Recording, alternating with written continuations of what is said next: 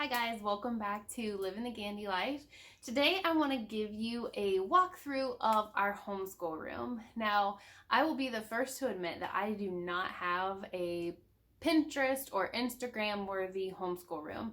And that's part of the reason why I want to share a walkthrough of our homeschool room is that you don't have to have a room that looks like has come right out of a magazine. Okay, it can be practical, it can be realistic, you can actually live in there, and it can be totally and utterly just practical. It doesn't have to be just this picture worthy, award winning homeschool room. You don't have to feel pressured that your room needs to look a certain way or have a certain feel. It's not Honestly, it's not necessary, and in some cases it's just not practical. Maybe you don't have room to have an extra homeschool room. Maybe you're doing school in the living room. Maybe you're doing it at the kitchen table. We do school all over the house, and even though we have a designated homeschool room, I'll say at least half of the time we're not even in here. So don't feel the pressure to make your room look like mine, make it look like someone else's. I'm just gonna give you a walkthrough of a very realistic, practical homeschool room. And remember, your room needs to work for you and your family. It doesn't need to work for anybody else. Honestly, because we do school in so many different places, whether it's the living room or the dining room or on the floor or outside on the deck, or sometimes they even go to their room to do their individual work, I've honestly questioned the need to have a designated homeschool room. I will say it is nice to have a designated spot to have all of our books and all of our supplies, to have it all in one spot. But if this isn't realistic for you, you just need to find maybe a location to store your books and your supplies. It does not have to be a designated room. All right, so this is just looking into our schoolroom.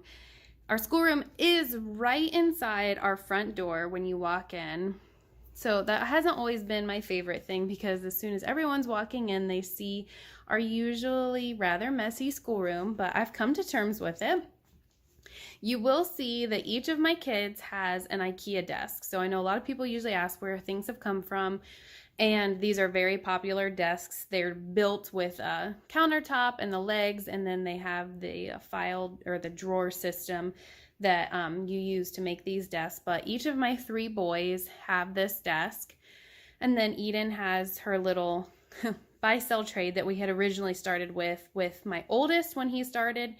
We debated on whether or not to get her one of the IKEA desks this year, but because she does very little writing and seat work, we thought that this would work another year for her, or at least for her first year. On top of that, we've heard a lot of people saying that it's really hard to find anything from IKEA. So we just opted to continue with what we had. But yeah, everyone has their box system at the top where they have their daily work, their schedule, all of their assignments already put in there at the start of each week. They'll have their notebooks and their books and anything that's pertinent to their learning, a clock, things like that, that they'll need daily. They usually just kind of sit on top. And then each one in their drawer system, they'll always have a box in here where they're going to have crayons and some pencils or any of the writing utensils that they'll need. The next three drawers I usually leave empty for work that we have completed, projects from co-ops, artwork, things like that, that we'll store in here till the end of the year and kind of decide which things we want to keep, which things we don't. And then I let them have kind of control and reign over the bottom drawer to save anything that they feel is special to them, any artwork, notebooks that they do, some of their own drawings, different things like that. Anything that they want to save, they go ahead and keep it in those. So that brings me over here to our cart system.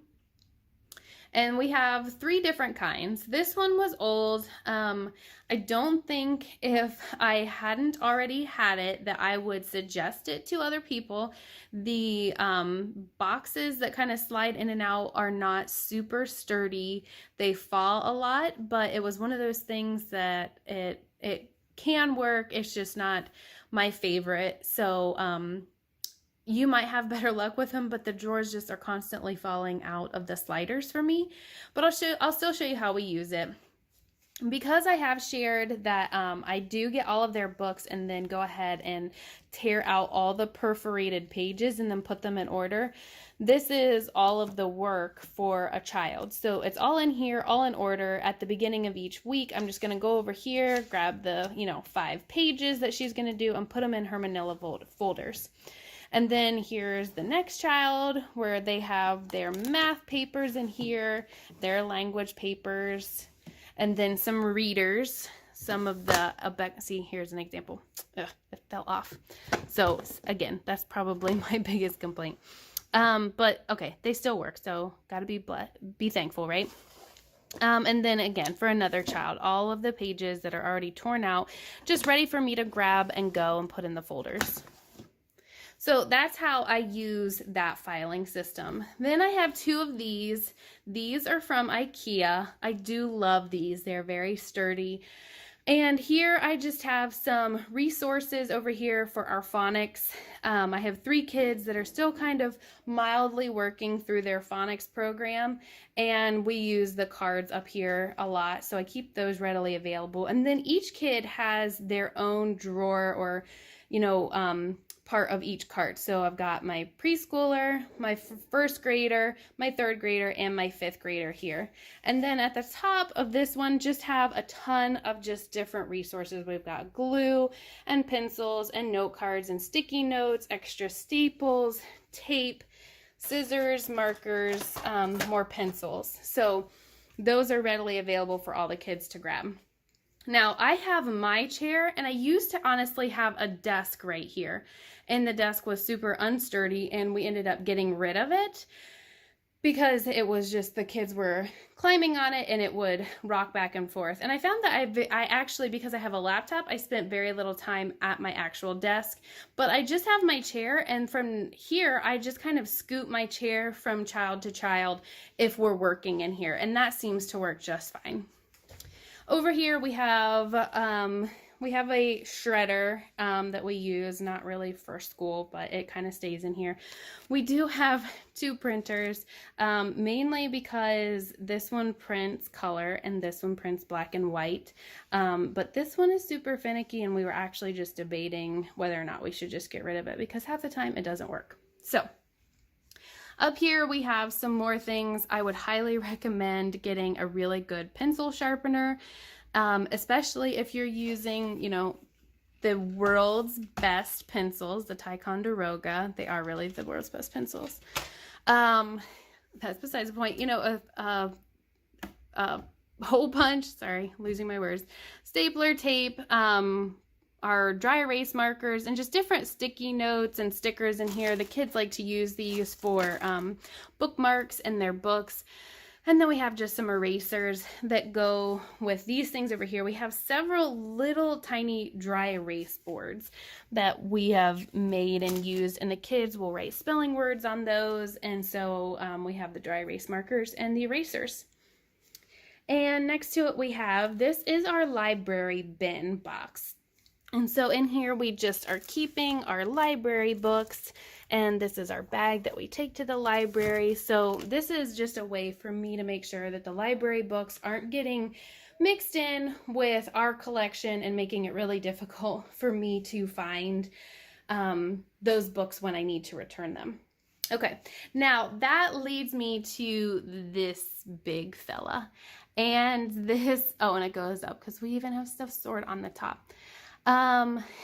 This is, I believe it's called the Calyx. It's another IKEA bookshelf. When I was dreaming about this room, this was what I really wanted. I knew that I wanted to fill it up, and it's funny, I've told people when I first got it, I had empty bins. I wasn't sure, how I was going to fill up all of these little areas, and now you can see that I have doubled up a ton of the resources. I've got books in the back and books in the front, and books in the back and books in the front, because if you've seen any of my other videos, we love books. I love books.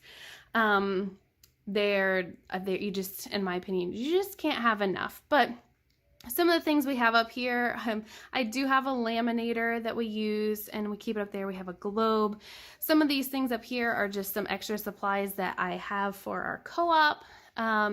things that I, before everything started with COVID, I had planned to have a class, so I was slowly gathering supplies for that. These are old books, like McGuffey readers that belonged to my grandmother, and so I keep those up there. But they're just fun to look through. Up here, I have a lot of manipulatives that we use for our math. And then you'll see these top two rows of shelves. Those are mostly my resources. Those are things that I'm pulling out, I'm reading, or some things that I have saved for our co-ops, or things that I pull out, and the kids kind of know that they're really not going to be grabbing a lot off those shelves.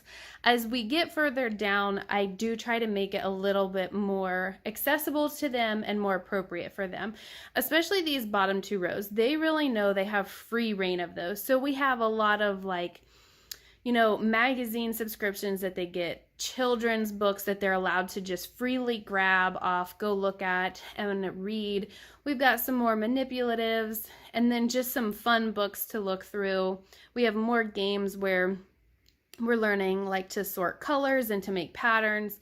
And then in things in this box, we've got just some random games. We've got puffballs and a microscope to look at rocks. We've got a leapfrog, letter sorter, magnifying glass, just extra drawing paper that they can pull out. Now, again, a lot of the things that are low are made with that purpose. I want them low so that they are easy for little hands, small, short little people that they can easily grab. I want them to be able to freely come in and grab a book, or to be able to grab an activity and put the letters on. All of these things that are low are done so with that purpose, so that they can grab these things without needing me. I can just say, go grab an activity off the shelf. They can grab a magazine, they can grab a book, they can grab puzzles, or, pie sorting, or color cubes, or little buttons, things like that, those are all within their reach. And it's also just encouraging them to maybe do something educational. So I do encourage to keep their books low, some activities low, so that they can easily grab them. Now, the other thing that I wanted to point out is that I used to have all of the desks in the center of the room, and it really left them zero room to do any of these activities. We have snap circuits, and we have pie sorting and classroom cache, just different things that they can play with on the floor. But when we had all of the desks in the middle of the room, so I had 3 desks kind of compiled in the room, we had zero room to actually sit on the floor and to do stuff. That was when we moved them to the walls of the room, and that gave us this big open space to allow us to have activities, puzzles, games, and do things on the floor. It also left a lot of room for Eden, that when the older brothers were doing their work at their desks, that she was able to do some activities on the floor. And then the last thing I do want to point out, I just saw it and I realized I had forgotten about it, was we do have a school calendar hanging up on the wall that helps my new young learners that are learning the calendar and how to tell the day and write the date and things like that. That helps being able to learn those things. All right, guys, that's our room. It's imperfect, it's messy 3/4 of the time, but it's practical and it works for us. And I hope that is an encouragement to you, is that your room, your space, wherever it is, whatever it looks like, it just has to work for you and for your family. So I hope that in seeing our little homeschool room, our little area, one, that you don't feel guilty or discouraged that maybe you don't have a designated schoolroom.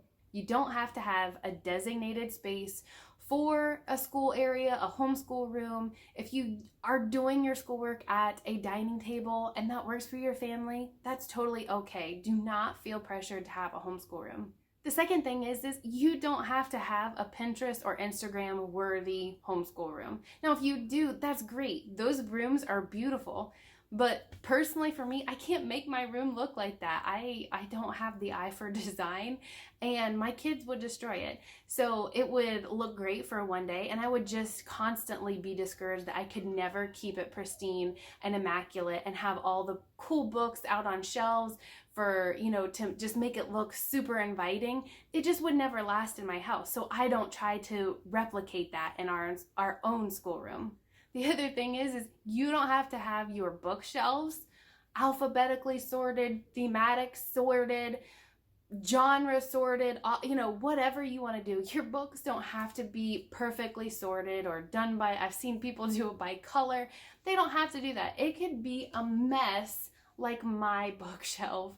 Don't feel pressured. If that is too much stress to get your bookshelf to be pristine and in perfect order, it's okay. It is okay to let some things go and to just let the kids be in charge of putting the bookshelf back together after they've gotten books off. Again, in a perfect world, would my bookshelves be sorted? Absolutely. But realistically, I can't keep them sorted because I've tried, and all of a sudden my kids are pulling off books and then they're shoving them back on, and all that time, all that work that I did to get them sorted is completely undone. And honestly, I've run out of room on my bookshelf that I've got books behind books. So I couldn't even keep it sorted if I wanted to. And lastly, you don't have to own all the books. There are libraries, there are online resources for it. You don't have to own all those activities. You can borrow them. You can go outside. You can make your own. It doesn't have to look like mine. It doesn't have to look like somebody else's. You have the freedom to make your schoolroom and all of your resources fit your family and work for you. So I hope you see my point here is to make your schoolroom, make your school work for you, for your kids and your family. It does not have to be, you don't have to be replicating somebody else's. You just need to do what works for you. All right, guys, I hope you enjoyed a walkthrough of our homeschool room. If you have any questions, I'd love to answer them. And until next time, have a blessed day.